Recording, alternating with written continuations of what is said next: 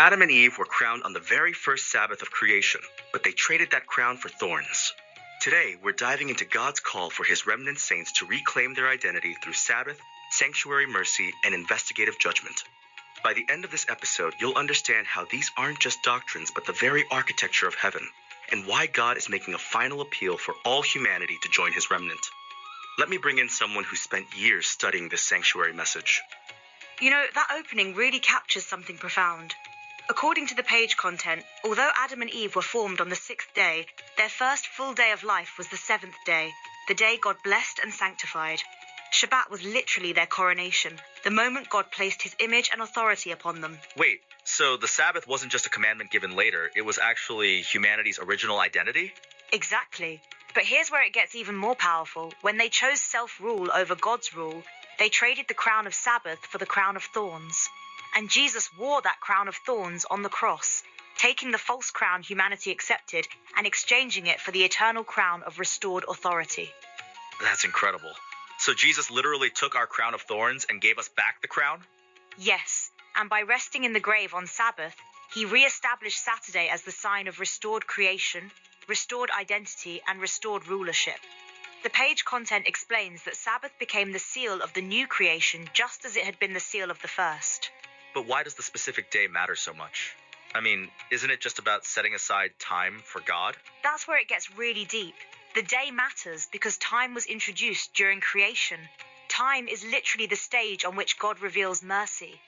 The page content shows us that his mercies are new every morning. That's daily mercy. Shabbat is weekly mercy.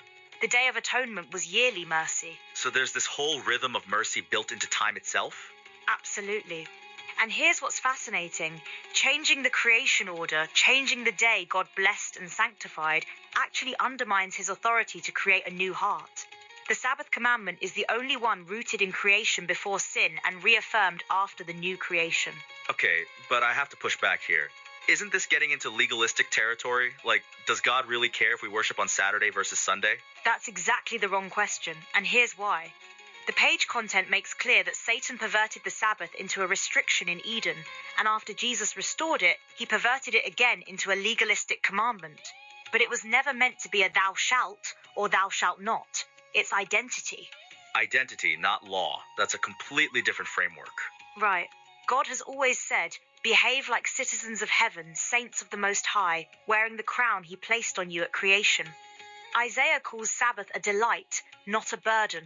It's coronation, not restriction.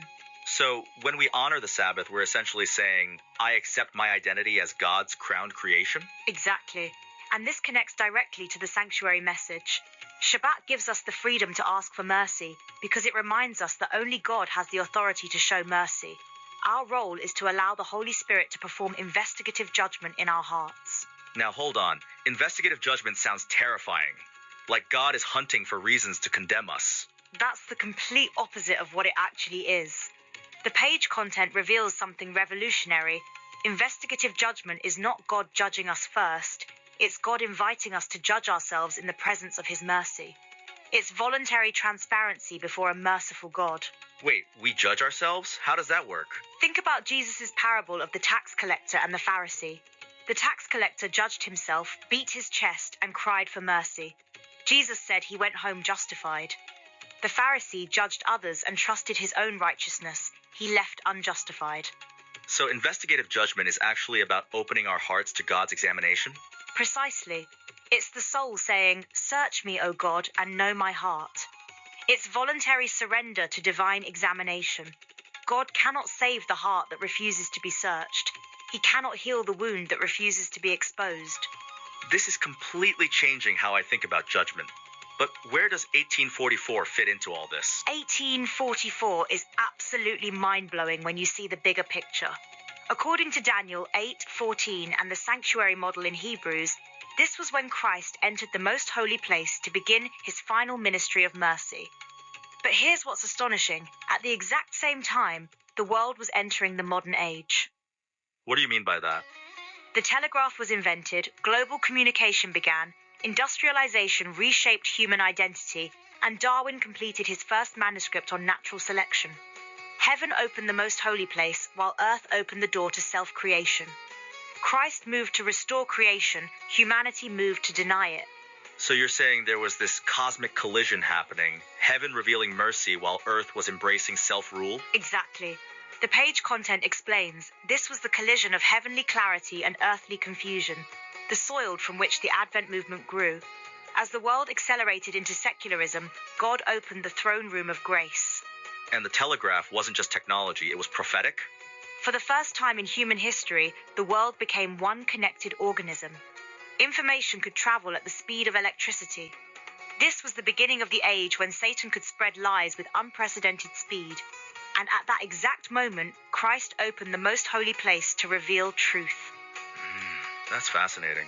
So God was preparing for global deception by opening global access to mercy? Yes, and this is where the remnant comes in. Between 1850 and 1859, early Advent believers began understanding the sanctuary, the Sabbath, investigative judgment, and the three angels' messages. This wasn't organizational ambition, it was prophetic response. So the remnant isn't about being exclusive, it's about having a specific message for a specific time? Exactly. The page content makes clear this is about responsibility, not superiority. The world needed clarity. It needed a sanctuary message that could anchor humanity in confusion, a Sabbath message that could restore identity, a judgment message that could reveal mercy. But what does it actually look like to live as part of this remnant today? It's about becoming light and salt. Jesus said we are the light of the world and the salt of the earth. Light reveals what is true, salt preserves what is good. And we reflect him most clearly when we live in harmony with his truth, the Sabbath, the sanctuary, investigative judgment. So it's not just about believing these doctrines, but embodying them? Right. The page content explains we are the courtyard in our bodies, the holy place in our minds, and the most holy place in our hearts. To live as light and salt, we must care for all three, physically, mentally, spiritually. That's why the health message matters. It's not about rules, it's about being a whole witness? Exactly. Daniel refused the king's diet because he understood that food shapes the mind and the mind shapes the heart. The body is the temple of the Holy Spirit. What we eat, drink, speak, read, and think is part of whole sanctuary care. And there's actually a real-world example of this working, right? Loma Linda? Loma Linda is incredible. It sits in one of the poorest counties in California, with poor air quality and high obesity rates. Yet it shines as a blue zone, a place of longevity, health, and whole person flourishing. It's a living parable of heaven on earth. So when people honor the Sabbath, care for their bodies, and live mercifully, the blessings of heaven actually appear on earth? That's exactly what Loma Linda demonstrates. It shows that the sanctuary message isn't theoretical, it's practical. The health message isn't legalism, it's liberation. Whole person care isn't human invention, it's divine design. But I have to ask, doesn't this make Adventists seem judgmental toward other Christians who worship on Sunday? The page content addresses this beautifully. Jesus said, "Father, forgive them, for they do not know what they do." And this applies to all who have limited light. But when the light shines, God calls all people to walk in it. So it's not about condemnation, but about sharing light? Right. The Sabbath is not a badge of superiority, it's a confession of dependence. It's the weekly declaration that we cannot save ourselves. It's the weekly reminder that we are not the creator. It's the weekly surrender to the mercy of God. And changing the Sabbath day isn't just a small adjustment? The page content is clear. Changing the Sabbath is humanity placing its throne above God's throne. It's the recreation of God in our own image. It's humanity saying, we decide what is holy. When people forget the Sabbath, they forget the Creator, their identity, their purpose, their need for mercy. That's a pretty strong statement. You're saying Sunday worship actually changes how people relate to God? A God whose law can be changed is a God who can be ignored. A God whose Sabbath can be moved is a God whose throne can be moved. When people treat God as an equal, they lose the ability to receive mercy, because mercy can only be received by those who acknowledge God as God. So when you step back from all this, what's the heart of this remnant message? It's the message of the mercy seat. The world has forgotten the Sabbath, the sanctuary, the Creator, the need for investigative judgment, the need for mercy. God has raised a people to remind the world of these truths, not through superiority, but through surrender. And this message is for everyone, not just Adventists? Absolutely. When Christians of all denominations see the sanctuary, the mercy seat, investigative judgment, the Sabbath, and whole person care, they'll realize these truths are not denominational, but eternal. The call is for all humanity to return to the throne of grace with confidence. So this isn't about joining a denomination, it's about joining God's remnant? Exactly. The page content ends with this beautiful call: return to the Sabbath, return to the sanctuary, return to the mercy seat, return to the Creator, return to the most holy place, return to the God whose throne is mercy. Here's what this really comes down to. We've been talking about doctrines, but this is actually about identity. It's about remembering who we are as God's crowned creation and living like it. The Sabbath isn't a burden to bear, but a crown to wear. The sanctuary isn't a complex system, but a map to mercy.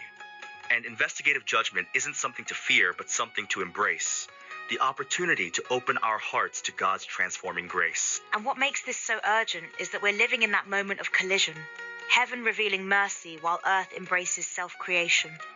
The remnant isn't about being separate from the world, it's about being light in the darkness, salt that preserves truth when everything else is decaying under deception. The beautiful thing is that this call goes out to everyone. You don't have to be perfect to be part of God's remnant. You just have to be willing to let the Holy Spirit search your heart, to trade your crown of thorns for the crown of life, to step into that most holy place where mercy triumphs over judgment. That's the call of God in these last days, not to join a denomination, but to join his remnant. And all God's people say? Amen and amen.